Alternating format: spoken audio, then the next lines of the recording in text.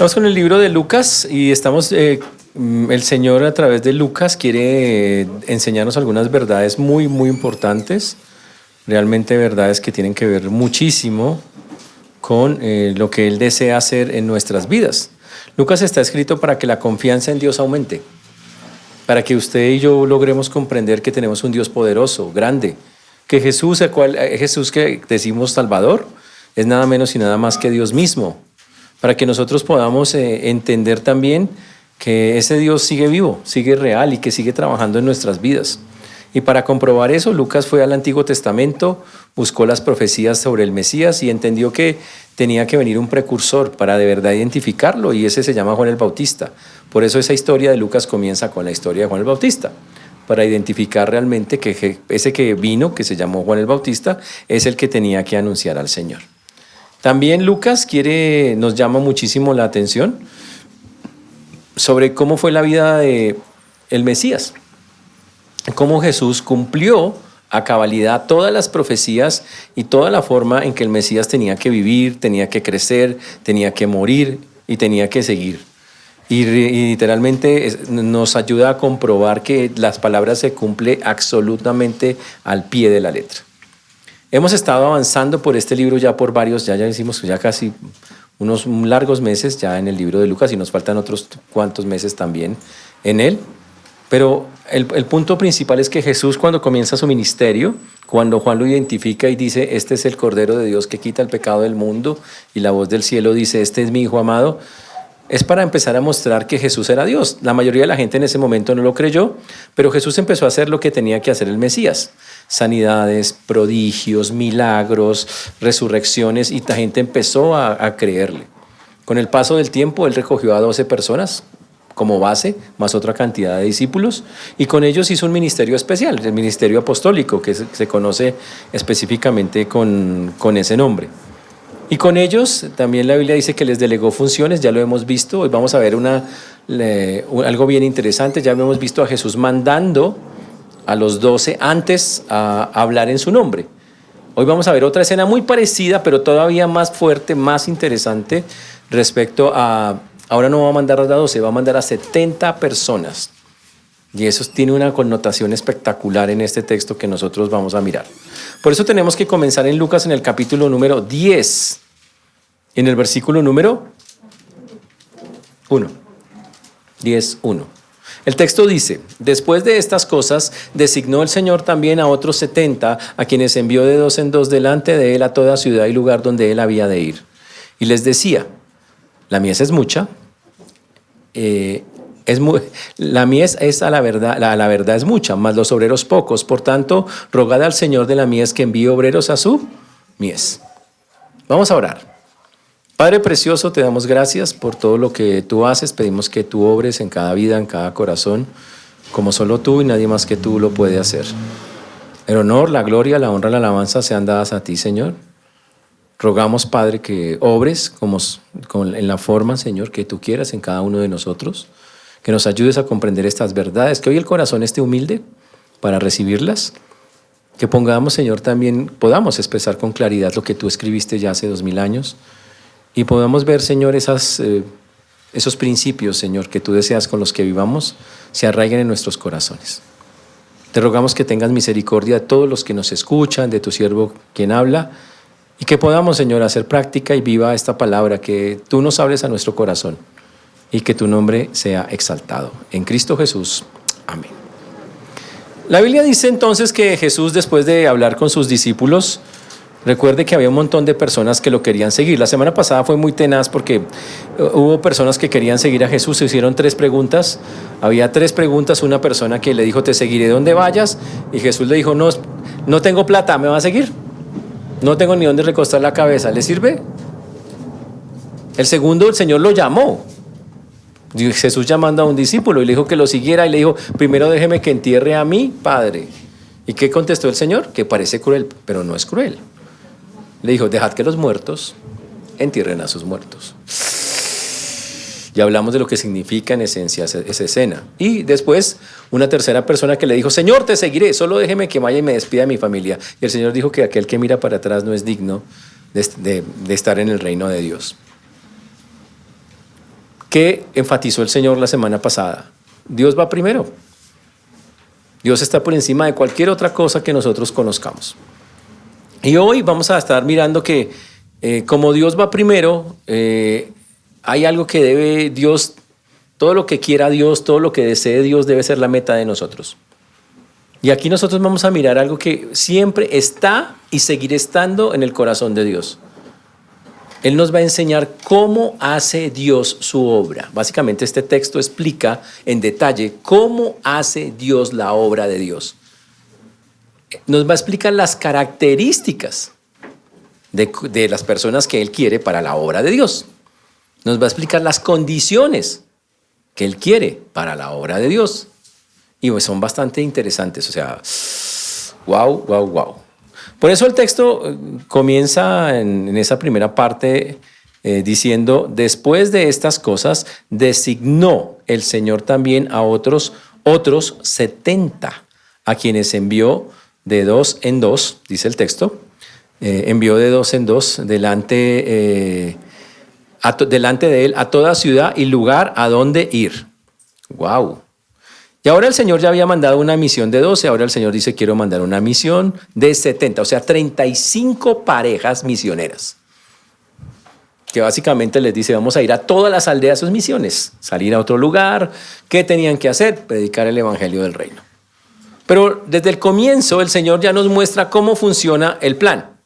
Cuando uno comienza a leer, dice que el Señor hizo una designación.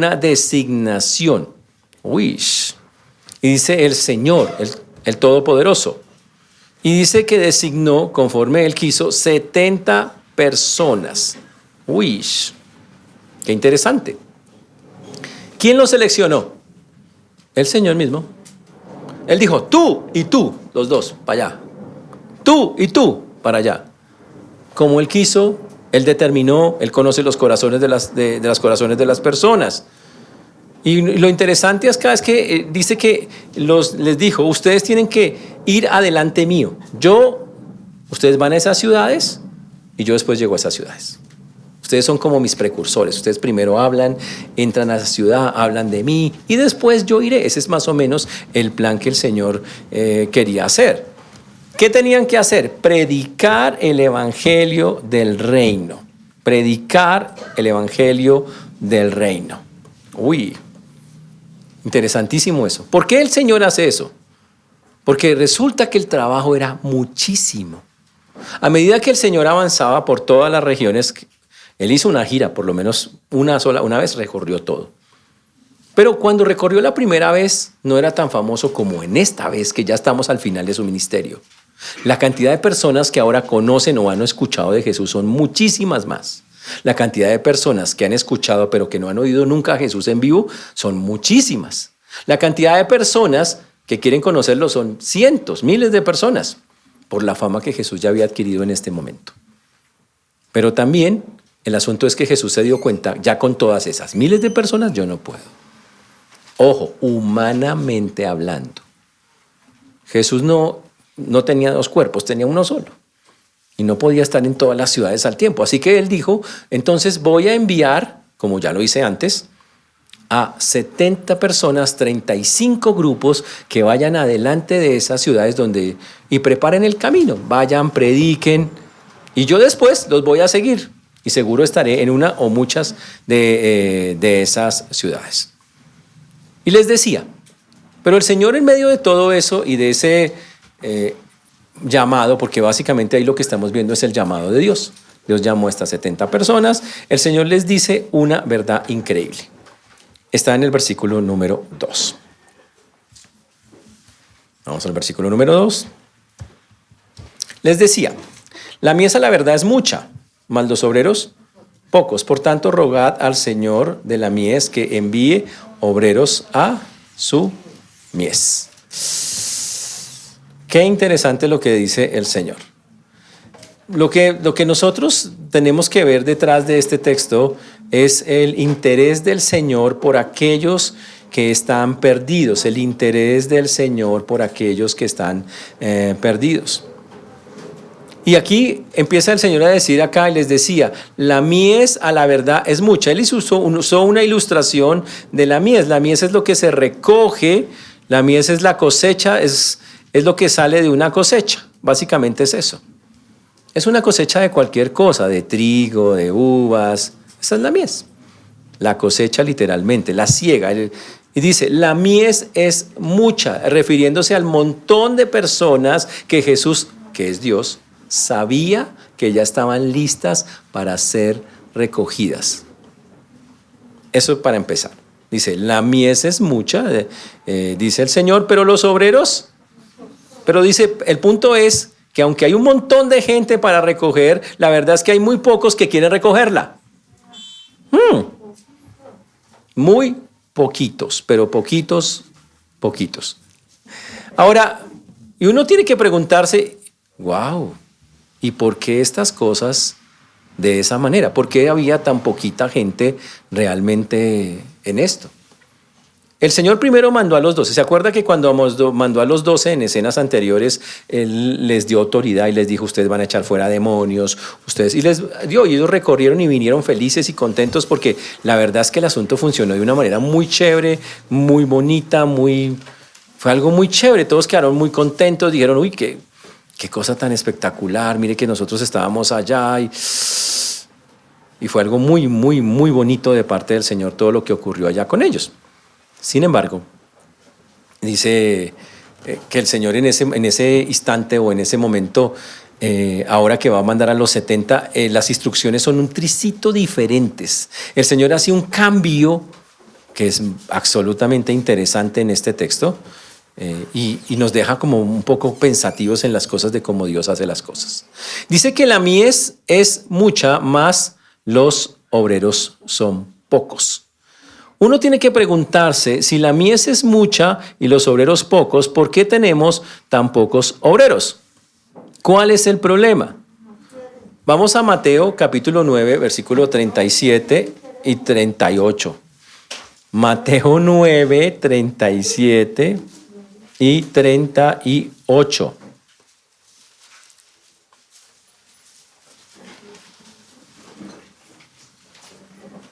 Mateo 9, 37 y 38. ¿Por qué Jesús quiere hacer esto? ¿Qué motiva a Jesús? Y lo que motive a Jesús me debía motivar a mí. Igualito. La respuesta está en el versículo 36. Mateo 9, 36. Dice, al ver las multitudes, tuvo compasión de ellas porque estaban desamparadas y dispersas como ovejas que no tienen pastor.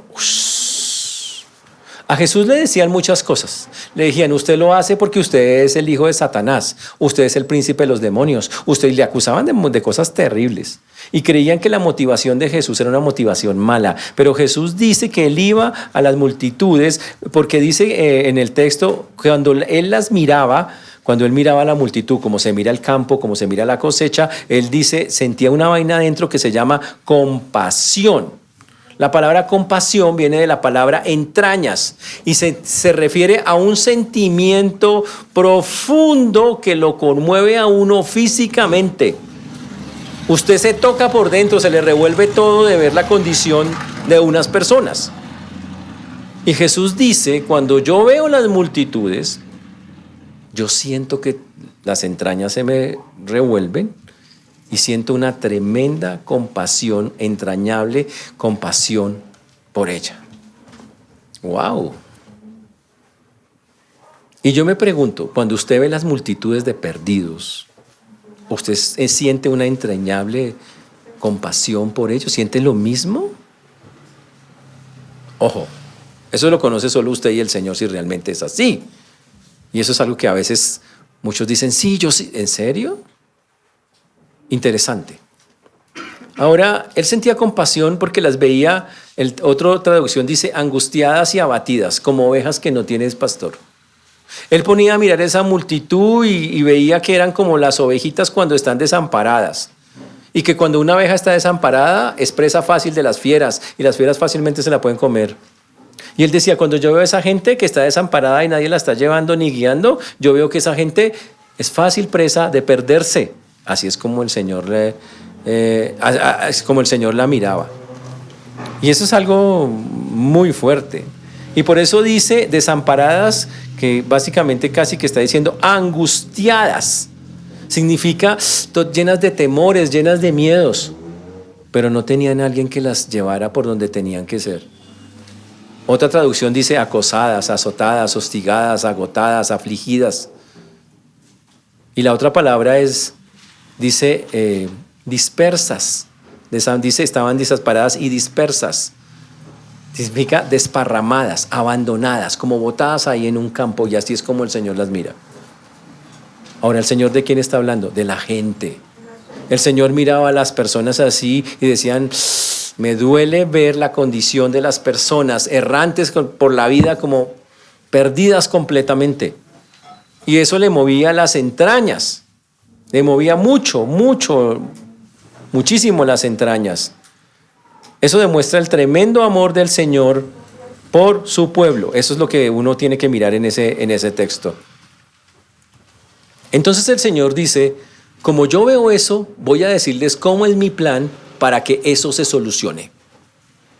Y entonces Él dice, y ahí es cuando cambiamos al versículo que teníamos antes. Les decía, la mies a la verdad es mucha, mas los obreros pocos. Por tanto, rogad al Señor de la mies que envíe obreros a su mies. Jesús dice, son tantas las ovejas perdidas que no tengo capacidad como humanamente para atenderlas a todas.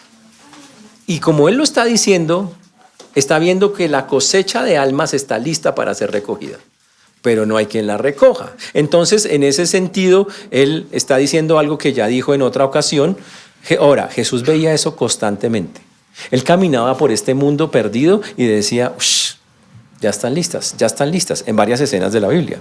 En Juan 4:35, por ejemplo, dijo lo mismo de cuando andaba por un campo para enseñarle a sus discípulos una verdad. Miren lo que dice Juan capítulo 4, versículo 35. Miren lo que dice, ¿no decís vosotros, aún faltan 4 meses para que llegue la siega? He aquí os digo, alzad vuestros ojos y mirad los campos, porque ya están blancos para la siega. Y él decía, mire los campos. ¿Ustedes creen que es hasta dentro de más tarde? No, es ya. Y el Señor tenía una urgencia de que se recogiera a la gente en los campos. O sea, que se recogiera la cosecha de almas. Que se recogiera esa cosecha. Era una cosa que para Él era urgente. Y entonces eso nos introduce a un tema a nosotros que es menester de todos, absolutamente todos los cristianos. Se llama la evangelización. Básicamente lo que el Señor está hablando acá es algo que se llama evangelismo, que no es otra cosa que llevar las buenas nuevas de Jesucristo, que en el texto ahí dice es el evangelio del reino a todas las personas que lo necesitan. Y claro, cuando apenas hablamos de eso, algunos dicen, pastor, es que yo no soy bueno para eso. La verdad, pastor, yo tartamudeo cuando voy a hablarle a la gente. Yo no, sí, sirvo para eso. ¿En serio? ¿Quién les dijo eso? ¿Ustedes de dónde sacan esa idea? ¿De verdad ustedes piensan que eso es así? Hoy vamos a demostrar que eso es mentira. Si hay algo que ustedes pueden hacer es evangelizar. Yo les voy a decir la razón por la cual ustedes lo pueden hacer. Pero después de que le diga el versículo, ustedes no pueden decir no puedo. ¿Listo? Ese es el punto. Vamos al libro de los Hechos, al capítulo 1, el versículo 8. Hechos 1:8.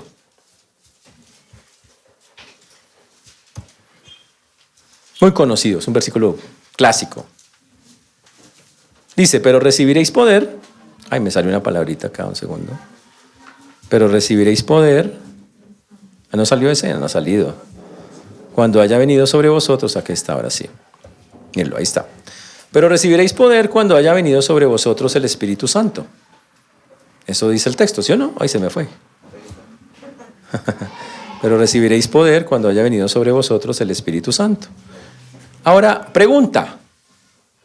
¿Usted ya recibió el Espíritu Santo? Si usted dice que es creyente, usted ya lo recibió. ¿Eso qué quiere decir? Que usted tiene poder. ¿Sí o no? Ahora, ¿poder para qué? Aquí dice el texto. Para ser testigos en Jerusalén, Judea, Samaria y hasta lo último de la tierra. ¿Sabe qué incluye eso? ¿Sabe qué incluye hasta lo último de la tierra? Incluye Tintal, que es, ese barrio es pesado allá, es Tintal, la localidad de Kennedy, Usaquén. Eso incluye hasta lo último de la tierra. Ahí dice que solo para unos poquitos. No. Dice que cuando una persona recibe el Espíritu Santo, recibe el poder para ser un testigo de Jesucristo. En cualquier lugar de esta tierra. Jerusalén, Judea, Samaria y hasta lo último de la tierra. Todo el que diga que es un discípulo de Cristo, lo puede hacer. Por lo tanto, dice, pero ¿cómo así? Pero ahí dice, pero pastor, es que yo de verdad no puedo. Es cierto, usted no puede. Pero usted está olvidando que al meterse con el Señor, el poder del Espíritu Santo cayó sobre usted y cayó el poder no para hacer cualquier vaina, sino para testificar. Y eso lo tiene cualquier creyente. ¿Está claro eso? Conclusión. Si yo les digo, ¿ustedes pueden evangelizar? ¿Qué van a contestar? Obvio que sí. Por supuesto que sí. Si llegan a decir que no, le están diciendo que la Biblia es mentirosa. ¿Ok? Estarían diciendo, la Biblia es mentirosa. Y eso es grave, meterse con Dios a decirle que lo que está diciendo es mentira. Entonces, todas nosotros podemos hacerlo. Uy, si eso es verdad, ahora imagínese la escena. Jesús dice, empieza a decir, señores, esto de evangelizar es una obra apremiante, hay que hacerla ya. Y yo le digo a ustedes, hay que hacer eso ya. Y entonces, claro, se levantan los emocionados y ¿sabe qué dice? Pastor, hagámoslo, pero es ya. De una, organicemos cursos intensivos de adiestramiento evangelístico, porque no hay tiempo que perder, hagamos planeación estratégica para hacer. Pero pilas, eso haríamos nosotros, Dios no. Eso no fue lo que dijo. Dijo, qué pena, pero no, así no se hace. Dice, pero eso es bueno. Sí es bueno, pero no en este momento. Él dijo, antes de todas esas cosas, vamos a hacer lo que normalmente debemos hacer para que las cosas salgan bien. Vamos a orar específicamente. Y eso es lo que él pide que se haga antes de salir a la obra. Y dice, ¿sabe qué?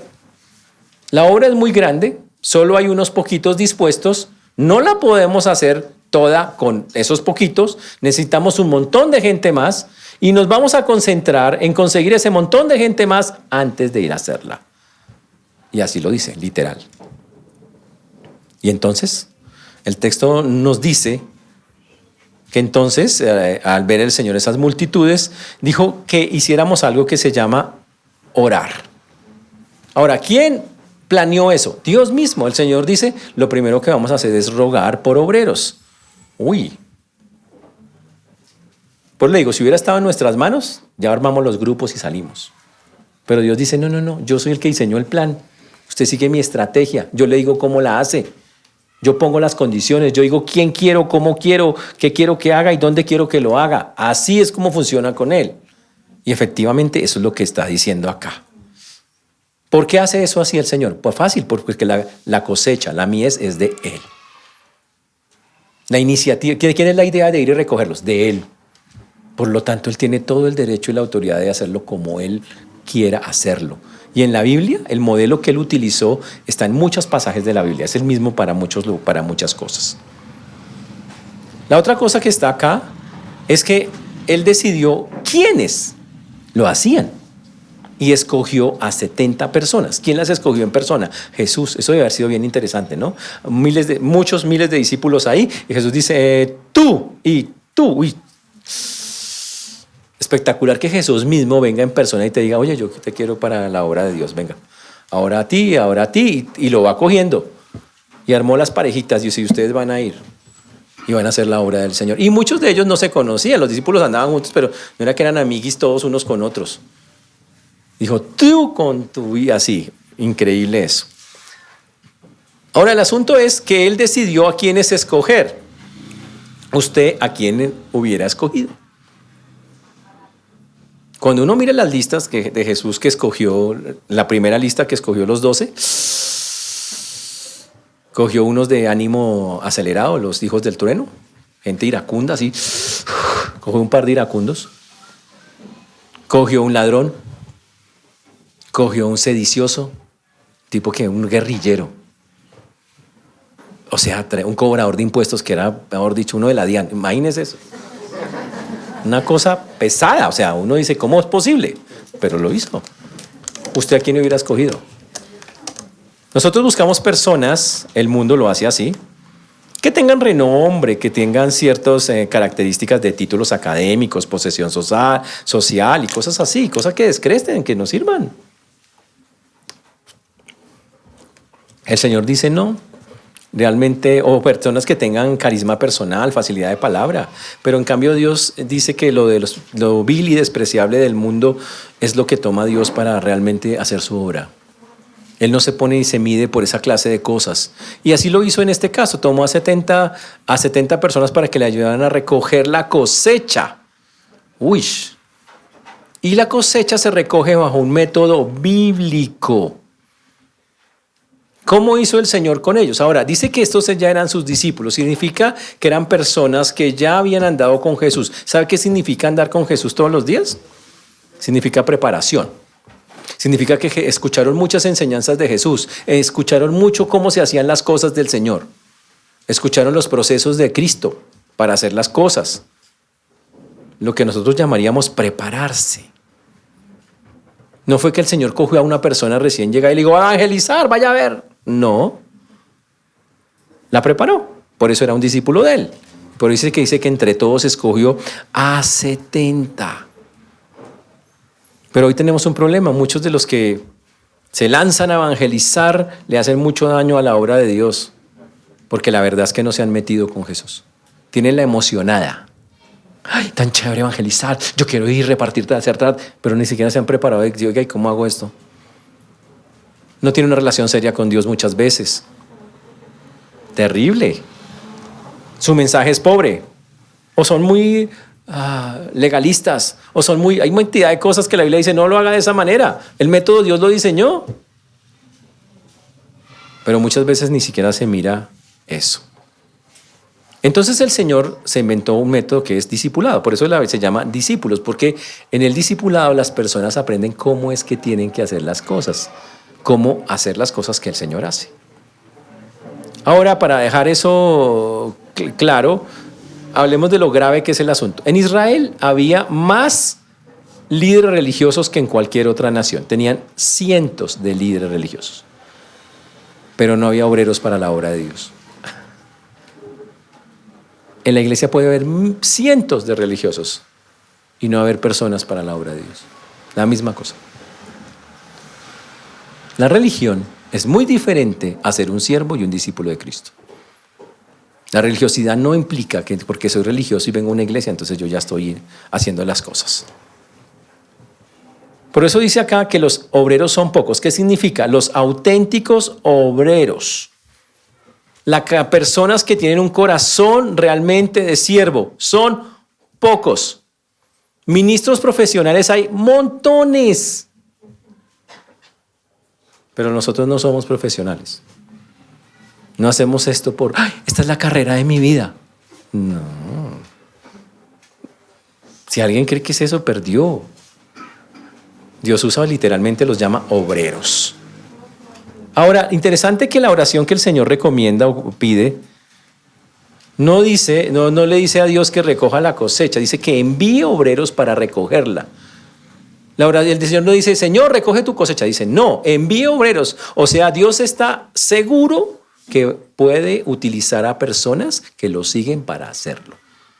O sea, increíblemente Él piensa que los cristianos de todas las épocas son las personas adecuadas para recoger esas cosechas que Dios tiene listas. Él confía en eso. Imagínense eso. Dios piensa eso literalmente. Uy. Entonces, si ustedes son las personas escogidas por Dios, usted dice, pero ¿será que yo?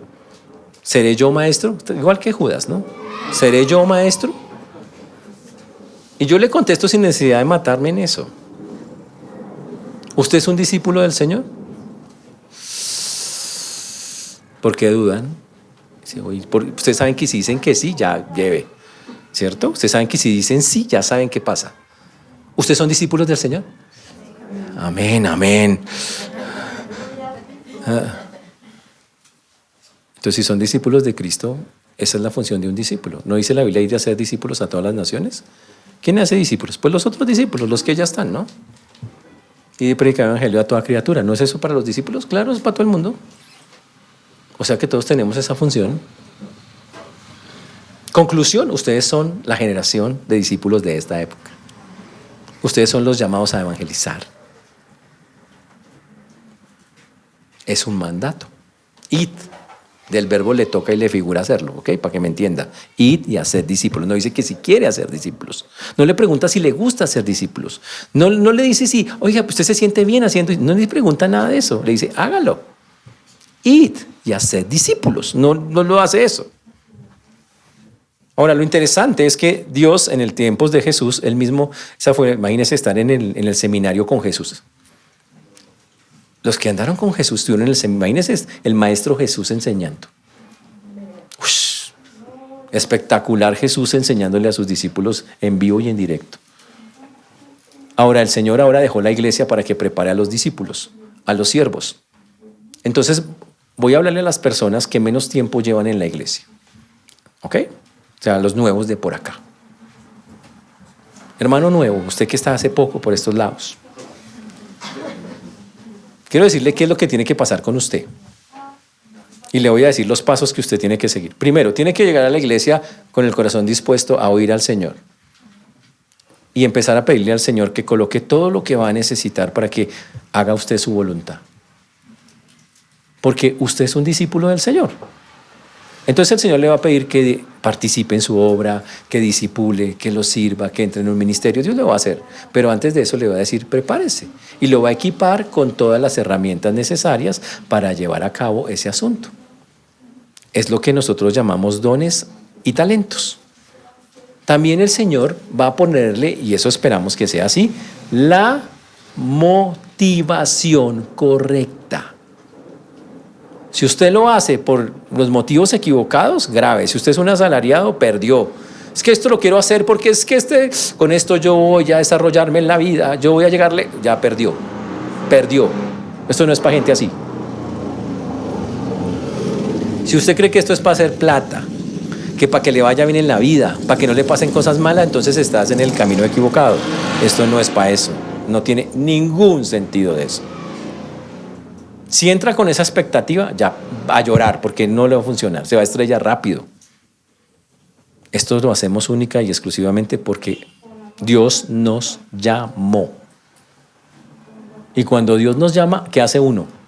Pues acude a su llamado, literalmente, porque uno es un discípulo del Señor. Entonces el Señor, para todos los nuevos, lo que tiene que pasar es que ustedes va a empezar a capacitarlos, va a empezar a prepararlos, y para eso pues utiliza la iglesia. ¿Qué hace la iglesia? Le ofrece todas las herramientas. No hace el trabajo por usted, pero le da las herramientas para que usted haga el trabajo de Dios.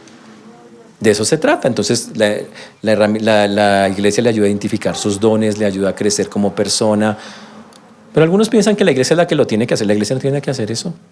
La iglesia les da las herramientas a ustedes para que ustedes puedan llevar a cabo la obra de Dios.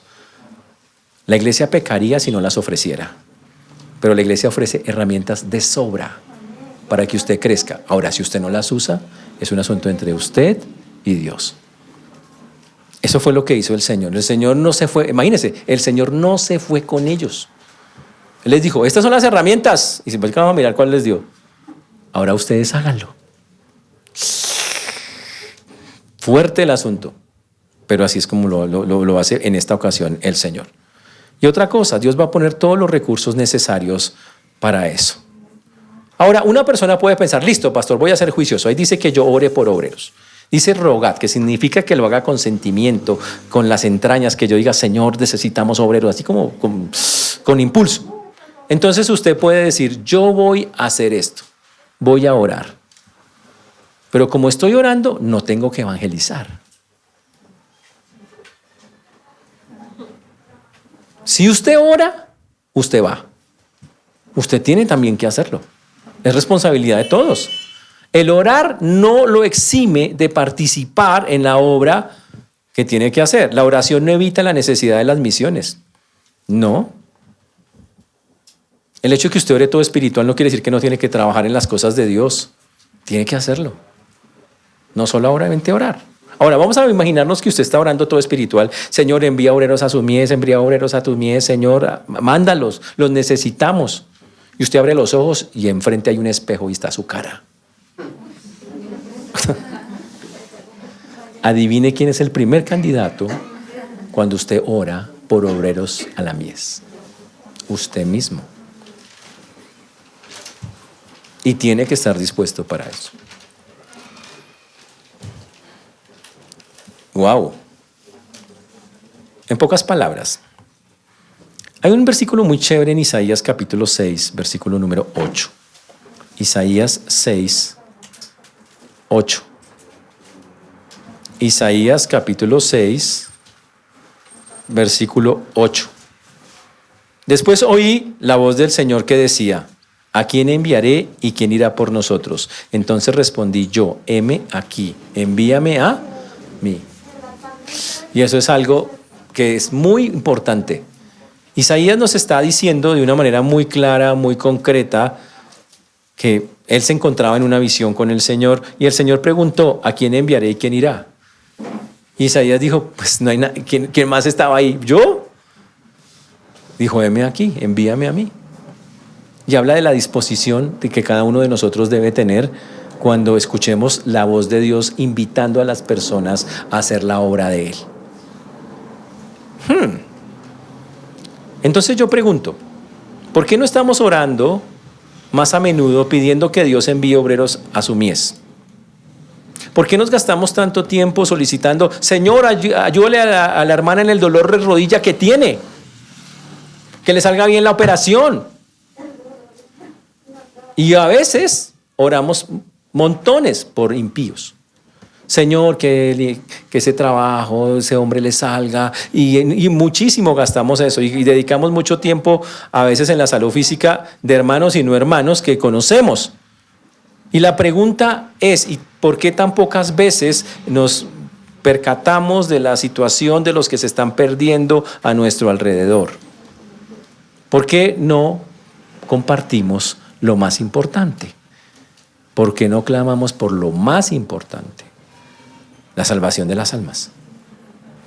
Eso es lo que está diciendo el texto. El Señor quiere enfatizar, lo más importante es salvar las almas. Y quiero explicarles por qué no lo hacemos. Y son cosas feas. La primera es porque no sentimos compasión.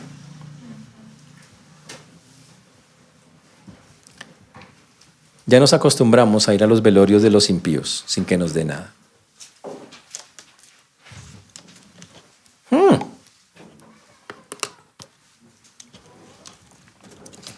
Nos hemos vuelto insensibles a la perdición de los demás. Seguimos pensando más en nosotros mismos. Y cuando alguien se muere, lástima, tan de malas. Yo sí tenía ganas de hablarle, la verdad. Yo lo vi pasar un par de veces y dije, uy, de pronto este es un candidato, pero no. No sé, no hubo tiempo. Yo estaba muy ocupado.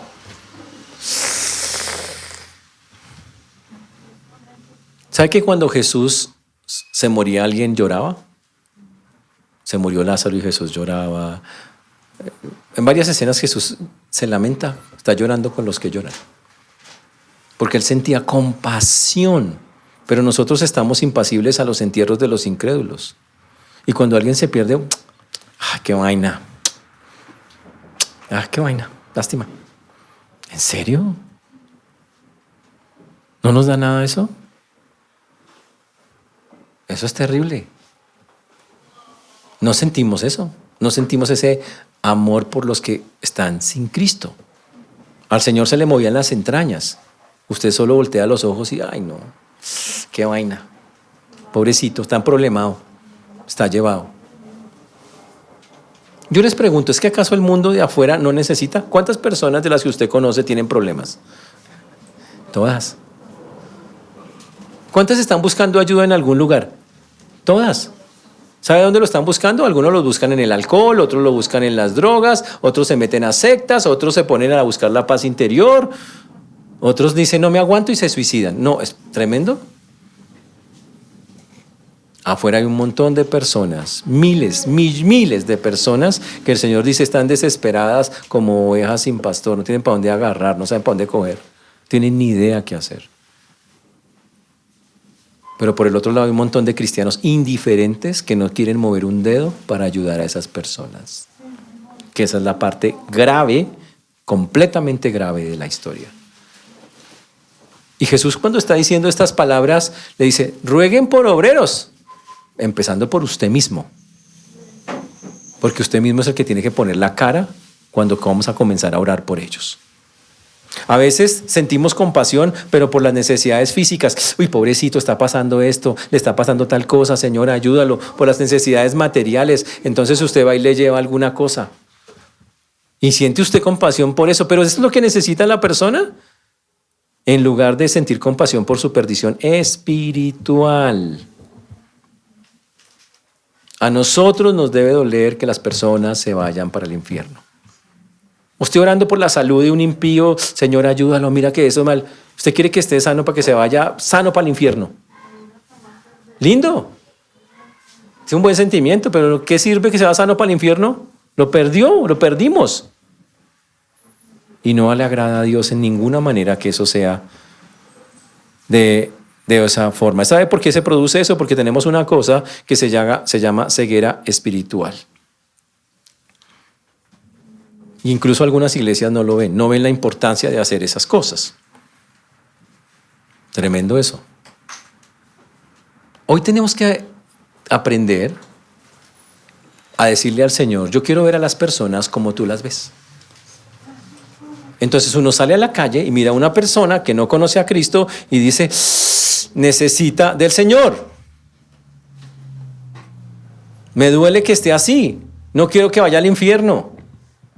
Y el estar así impulsa a que usted se mueva y haga lo que tiene que hacer. Y eso es algo que no está pasando. Por eso muchas iglesias hoy son organizaciones caritativas o tienen un enfoque en lo social. Porque no han entendido que el enfoque de la iglesia no es eso. El enfoque de la iglesia es salvar almas. Para eso Dios la creó. Esa es su función principal. Y debe girar en todo en torno a cómo llegar a las personas que la necesitan. Ese es el asunto. El mundo ve las necesidades de la gente y se inventa cosas para ayudarlos. Ay, tienen problemas mentales, psicología, psiquiatría, pero sin Dios. Se inventa ciencia y cosas, pero sin Dios, para tratar de ayudar. O sea que hasta afuera sí hay muchos problemas y muchas cosas, una necesidad urgente. Otra de las cosas por la cual no hacemos eso es porque no vemos la necesidad ni la eficacia de la oración. Hay personas que no han entendido qué es lo que hace la oración, no lo han comprendido. Y quiero explicar por qué no lo comprenden. Porque no entienden a quién le están hablando. Piensen en esto. ¿Quién es su Dios? Yo sé que usted me puede contestar esta pregunta. ¿Cómo se llama nuestro Salvador? Jesús. ¿Quién es Jesús? Es Dios. ¿Qué clase de Dios tenemos? ¿Usted puede definir la clase de Dios que tenemos? Entonces yo se lo voy a definir. Tenemos un Dios grande, poderoso, majestuoso, impresionante, único. Porque quiero preguntarles a ustedes, ¿qué Dios ha hecho las proezas que nuestro Dios ha hecho? ¿Qué Dios, aparte del Dios de la Biblia, ha cogido y ha abierto el mar, ¿Ha habido alguno que lo haga? ¿Qué Dios ha podido mandar 10 plagas sobre una nación y destruirla? Y hacer que un pueblo esclavo salga rico de un lugar cuando era un esclavo. ¿Qué Dios ha hecho eso? ¿Qué Dios ha acompañado a un pueblo por un desierto durante 40 años y le monta una panadería en el cielo y le manda pan todos los días para que coman? ¿Qué Dios hace eso? ¿Qué Dios pone una nube encima de un pueblo de día para que el sol no los queme y de noche una columna de fuego para que no se enfríen? ¿Qué Dios hace eso? Un aire acondicionado celestial. ¿Qué Dios hace eso? ¿Conoces un Dios que se acerque si quiere hacer una vaina de esas? ¿Qué Dios le ha hablado a su pueblo directamente como el Dios de la Biblia? En el monte. Dice que cogió cuando los 10 mandamientos, todos oyeron. Porque Dios quería hablar con su pueblo. Eso fue antes. ¿Y hoy sabe qué hace Dios? Dios dice, yo quiero hablar con usted. Y ¿sabe qué puso en nosotros? El Espíritu, o sea, Dios mismo. Se metió adentro. Solo porque quiere hablar. Lo mismo, no ha cambiado nada. Él quiere seguir hablando con usted. ¿Qué Dios se pone dentro de la misma persona para tener contacto con la persona todo el tiempo? ¿Cuál Dios tiene que haga eso? ¿Qué Dios mueve el mundo y cuadra cosas para que a usted y a mí nos vaya bien? Porque usted ha visto la mano de Dios, o es que no la ha visto. Entonces, el problema es que ustedes no lo miran en la dimensión que no lo miramos en la dimensión que realmente es el Señor. Y entonces creemos que cuando oramos, pero estamos orando a uno que ha hecho cosas increíbles y que va a seguir haciendo cosas. Y por eso muchos ni siquiera evangelizan o lo intentan hacer y ven en la oración como si fuera una actividad inútil que no tiene poder. ¿Y sabe qué? Toca rectificar eso. Eso no es agradable a Dios. En ninguna manera. En ninguna forma. Yo tengo que confiar en ese Dios al que le estoy hablando. Si Él me dice, te di poder para que testifiques, ahí viene, ¿qué tengo que hacer? Creerle y empezar a testificar. Así yo me creo un inútil, porque como ser humano soy inútil, pero Él puso su poder en mí. Entonces, ¿qué hacemos? Ahora vamos a poner el ejemplo más grave. Eso quedó claro, ¿cierto? Ahora ven la otra parte más. En este texto, el Señor los llamó. ¿Qué van a hacer cuando Dios sea más específico con ustedes y los llame? Ahora, por derecha, ustedes ya están llamados a evangelizar. Todos. Aquí no hay gente que pueda esquivarse de eso. Por derecha, todos estamos llamados a ser siervos, o sea, a servir al Señor. Solo que Dios va a coger a algunos de ustedes y va a llamarlos a un ministerio de más tiempo y a otros a que donde estén hagan el ministerio, en sus trabajos, en sus colegios, universidades o donde estén. Pero la pregunta es, cuando usted ya sintió el llamado de Dios, ¿para qué lo quiere a usted en ese trabajo, en esa universidad, en ese colegio o en la misma iglesia? ¿Usted ya entendió para qué es? Y la pregunta más importante, que ahí está en el texto. Cuando Dios llamó a estos 70, ¿qué dijeron los 70? Jesús, tú nos estás llamando, pero es que la verdad, Jesús, como te dijera, tengo un problema.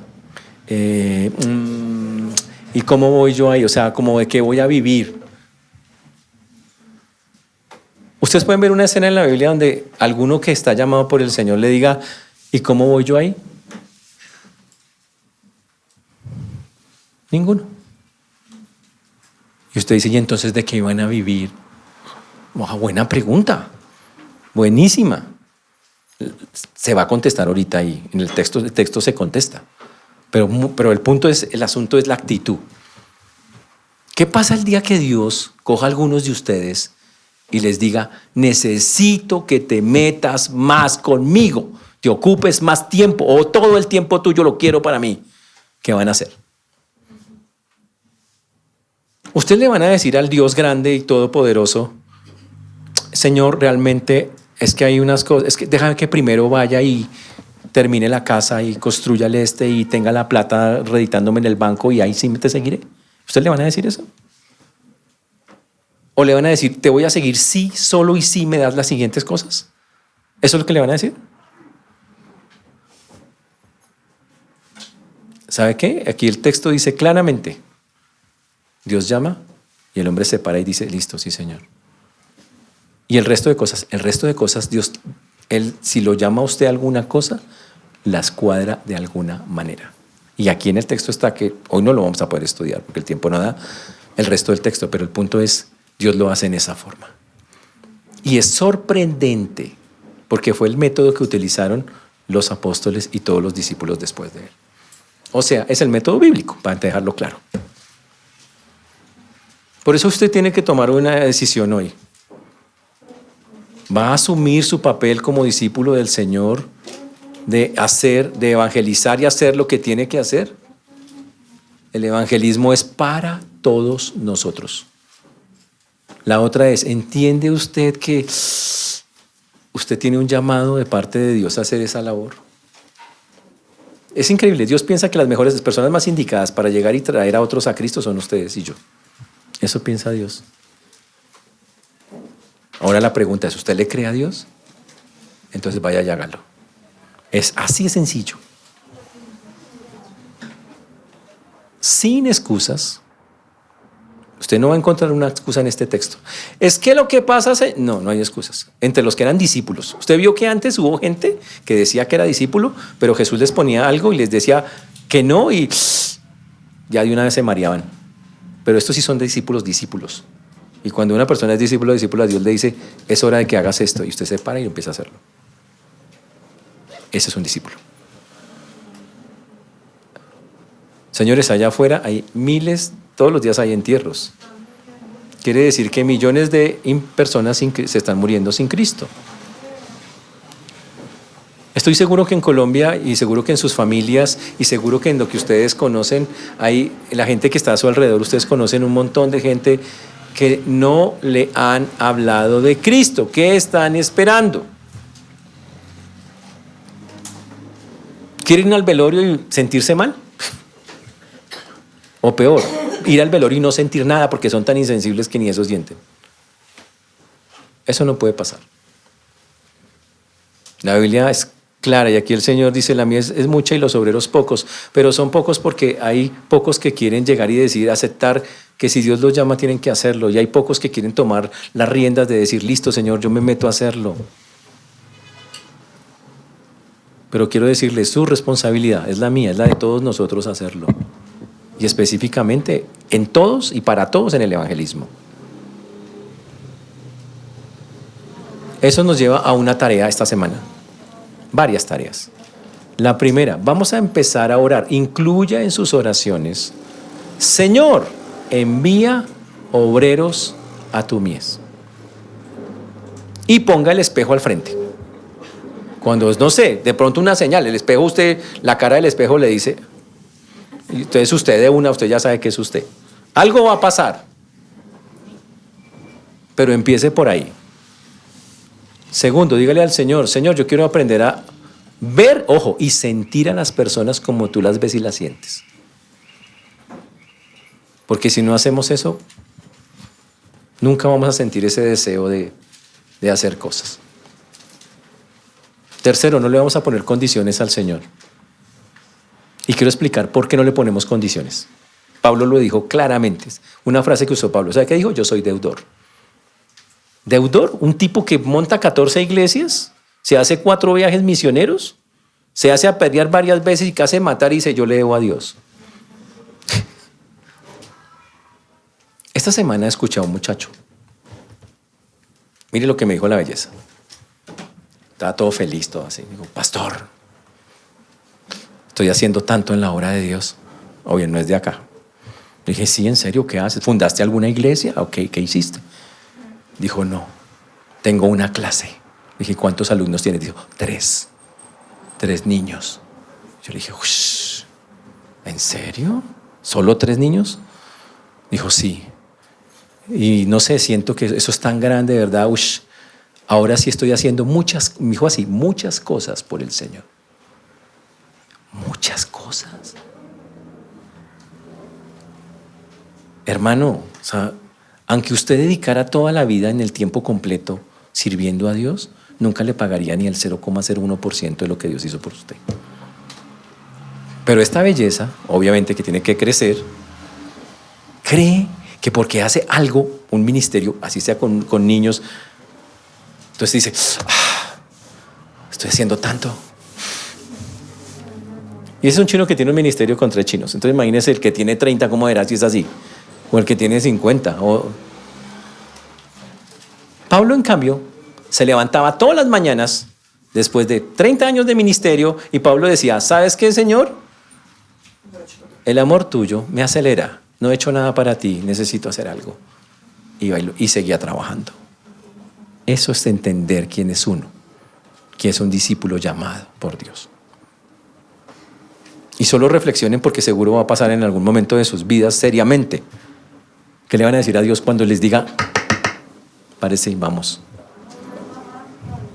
Cuando el Dios del cielo, el grande, el poderoso, el infinito, el Dios que ha hecho proezas únicas en esta tierra, le diga, camine, ¿qué le va a decir? Solo piénselo. Los que le pusieron excusas, ¿cómo les contestó el Señor la semana pasada a los que le pusieron excusas? Dijo, el que mira para atrás no es digno de entrar en el reino de Dios. Durísimo. Dios quiere gente seria. Y quiero preguntarle, ¿lo va a hacer? Pues ya hablé desde este lado, ahora le toca a ustedes tomar las decisiones. ¿Van a orar por obreros? ¿Van a considerarse como el primero en la lista? Tienen que hacerlo, es que ya les toca.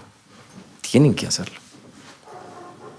¿Van a pedirle a Dios que los sensibilice? Que de verdad, oiga, en serio, necesito ser sensible. Señor, quiero aprender a mirar la gente.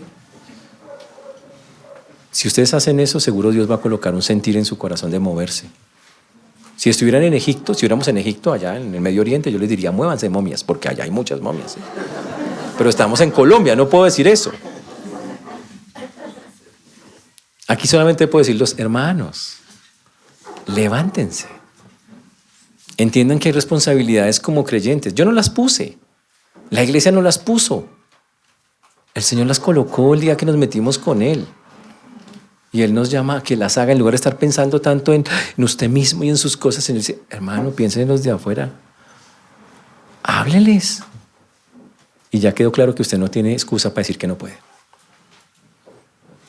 Entonces, mis hermanos, que esta sea una semana donde reflexionemos en eso y espero que sus bocas empiecen a abrirse para predicar el reino de Dios a tanta gente que lo necesita.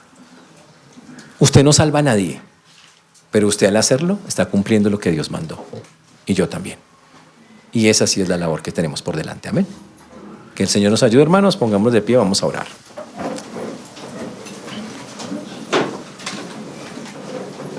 Padre precioso, te damos gracias. Porque solo tú y nadie más que tú, Señor, es quien hace y quien obra. Señor, damos a ti la gloria, la honra, la alabanza. Pedimos, Señor, que obres como solo tú y nadie más que tú lo puede hacer. Señor, perdónanos porque muchas veces, Señor, no hacemos las cosas sabiendo que hay que hacerlas. Perdónanos porque fallamos en evangelizar, fallamos en hablar a otros, ponemos condiciones para hacerlo. Y no nos damos cuenta que quien nos está llamando a hacerlo es nada menos que el Rey de Reyes y Señor de Señores, el Todopoderoso, el Grande, el único Dios que se ha acercado a su pueblo porque quiere vivir con Él. Y lo hiciste tanto que nos mandaste tu propio Espíritu para vivir dentro de nosotros. Por eso, Señor, pedimos que nos ayudes, que tengas misericordia de nosotros y que podamos, Señor, despertar a esto, levantarnos. Ayúdanos a ser sensibles a lo que necesitamos. Te pedimos por obreros para tu mies, obreros siervos, Señor, no asalariados, en los cuales tú pongas el deseo, las ganas de servirte, Señor, dependiendo completamente de ti. Por eso a ti la gloria, la honra, la alabanza damos, Señor, en este día. En el nombre de Jesús, amén.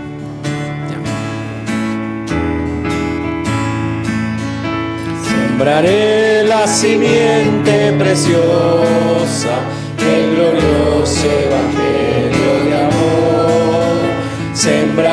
Sembraré mientras viva, dejaré el resultado al Señor.